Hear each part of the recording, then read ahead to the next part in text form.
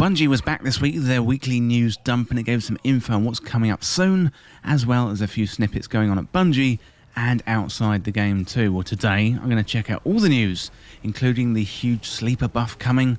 We've got the VOG challenges coming back to the raid for extra loot, plus the new Women at Bungie initiative, and also GCX is right around the corner. Well, if you're new around here or find this useful, don't forget to hit that subscribe button down below for all the latest Destiny 2 content, and turn on notifications by hitting that bell. Well, before we get into this week at Bungie, first today I'd like to go into something Cosmo said on Reddit regarding Sleeper Simulant. The first news item this week is courtesy of Paul Tassi from Forbes, and also Cosmo, the community manager from Bungie.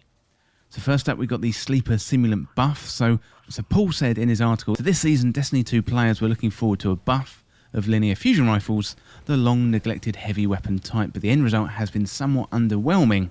So despite a 15% damage increase in the booster reserves, they're still not exactly a great pick in the slot, and the most famous linear fusion of all, Sleeper Simulant, only received a 3% buff by accident instead.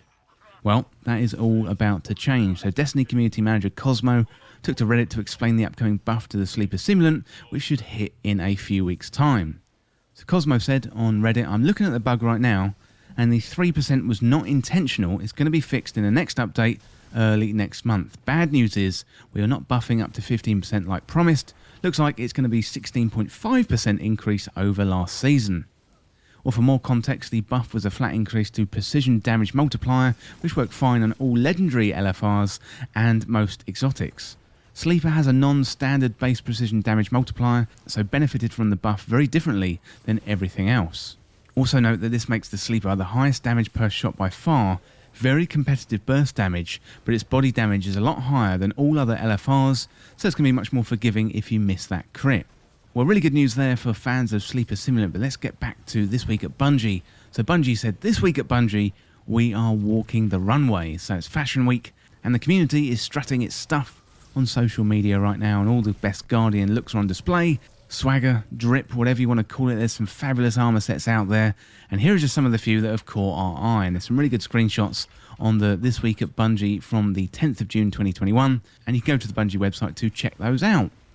But if you're late to the party, no worries, you can still submit your look. Just make a post on Twitter or Instagram with the hashtag #SplicerFashionShow to enter, and submissions must be received by June the 13th, and they're going to pick their favourites. So if Bungie select you as a winner, they're going to reach out on details on getting you that special emblem. And if you don't win this time, don't fret, fashion is never finished, and we'll do more of these in the future. Well, next up, we got challenged in the ways of the old, so outfits aren't everything, and you're going to need stats to back up your star, and a great way to earn high stat armour is from the raid. So raid challenges is going to begin rolling out from the Vault of Glass next week.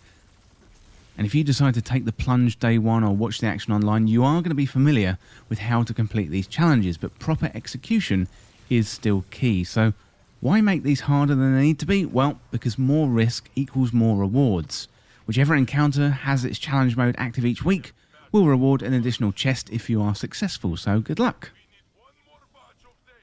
Well, next up, we've got the Women at Bungie initiative. So this week, Bungie introduced one of the weekly launched inclusion clubs, Women at Bungie. So the members of Women at Bungie come from all across the studio to rally around their shared mission to provide a safe, empowering space to share their common experiences as women, and a place to build a network and to give and receive practical and emotional support. We can be a force for education and change within the company by delivering diversity and inclusion efforts to improve the experience of women as part of the larger company efforts. This is a really, really good initiative, and you can go and read the full write-up on the Women at Bungie initiative on the Bungie website on This Week at Bungie. Check out bungie.net and you can see that initiative there. And it's worth noting as well, make sure you go and grab your International Women's Day pin, which is still available on the Bungie store, and I think it's one of the best looking pins out there. So definitely go over to the Bungie store and check it out.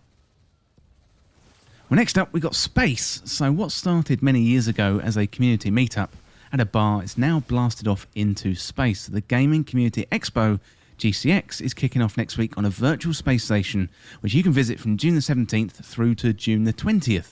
So check out the GCX website for the full details. So Bungie have hidden 7 dead ghosts in various places around the space station, and it's your job to do your best to go and find them, and then make a YouTube video showing where they all are, to collect them all and receive a special emblem. Well, that's not all. As a tradition, there will be a charity marathon running alongside the event, raising money 24/7 for St Jude's Children's Hospital from June the 13th until the event ends on June the 20th. So tune in on the GCX channel to see some of your favourite content creators doing wacky and amazing stuff to raise money for the kids.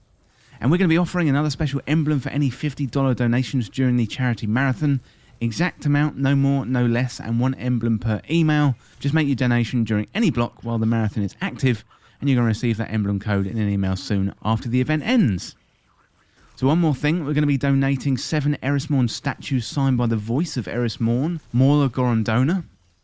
And for every donation of exactly $7, you'll have a chance to receive one of these awesome collectibles when they ship from the Bungie store this fall. So all profit from the Bungie Foundation items on the Bungie store will go to St Jude's Children's Research Hospital from June the 13th until June the 20th. And this is an event we always look forward to, and we're so glad that it's being done virtually this year. A few other Bungie folks and I will be there, so come and say hi to us if you see us. Well, next up, we got Guardians Assemble. So good news for everyone who likes riffs and pants. So Boots of the Assembler going to be returning to their release functionality with a little bit extra as well. So on release, there was an issue with the exotic that would cause crashes due to the large number of rifts and noble seekers being created. So as a stopgap measure, the perk was changed to prevent those crashes without disabling the exotic, while an engineering fix could be developed to address the crashing problem.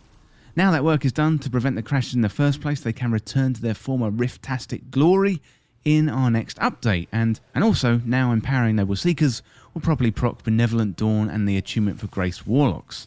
So really good news for all those Warlocks out there. Well, next up we have some Hunter news. So this one is called Golden Gun Change Clarification. And there was a bug in 3.0.0 that unintentionally extended the range of the 6-shooter, and we issued a fix for the issue but failed to mention it in our update 3.2.0 patch notes. So 6-shooter now works as it did before the 3.0.0 as listed in the 2.7.0 patch notes. So we've also got some known issues that you should be aware of this week. So killing the oppressive mind too quickly in the expunged Tartarus activity blocks activity completion. So that was a rather annoying bug. Also, the glory rank system isn't working as intended. Player ghosts getting placed at the beginning of the drill area in the inverted spire strike if they die anywhere in the area before the boss room. There's no dialogue audio for the inverted spire strike, and players can't hear the oracle sound if they're performing a finisher in the Vault of Glass raid. Bungie are continuing to investigate the PC performance issues, and they also continue to investigate the Beagle errors appearing for PlayStation 5 players, and while we investigate, playing the PS4 version or moving your Destiny 2 installation to an external SSD and back to the PS5 may temporarily alleviate this error. Well, loads of news to get your teeth into there today, and I hope you've enjoyed the news today, but let me know down in the comments what you think of the latest Destiny 2 news. And as always, thank you so much for watching. For more Destiny 2 content like this, hit that subscribe button down below and subscribe to This Week in Video Games. If you want to join the community, check out the Discord link in the description, or you can follow me on Twitter at TWIVG Podcast. If you enjoyed this video and found it useful, liking and sharing the video would really help me out. Otherwise, check out the other videos on the channel. Thanks again. I'll see you soon.